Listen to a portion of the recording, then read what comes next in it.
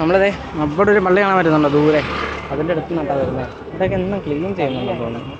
ഇത് ആ കാണുന്നതാണ് ഗുരുഗ്രാമം എന്ന് പറയുന്നത്. ഗുരുഗ്രാമം അങ്ങനെ എന്തോന്ന് പറയുന്നത്. സൈക്കിളൊക്കെ 9 മണി തൊട്ട് 9 മണി വരെ, രാവിലത്തെ വൈകുന്നേരം വരെ, അത്രേ ഉള്ള. ഇത് കഴിഞ്ഞിട്ടും അങ്ങോട്ടൊന്നും ഇല്ല.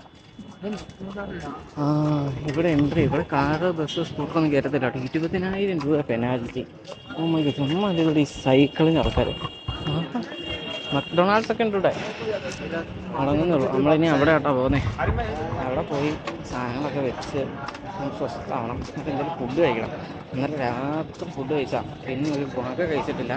ഫുഡ് കഴിക്കണം, അതാണ് നമ്മൾ പ്രധാന ലക്ഷ്യം. ഇതിന് ബാക്കി കാര്യങ്ങൾ പൈസ ഇതാട്ടോ ഗുരുദ്വാര.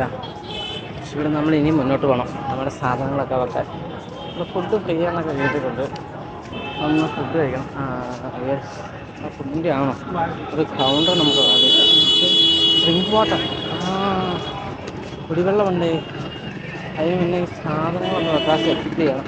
ഇതിനകത്താട്ടോ വെക്കുന്നത്.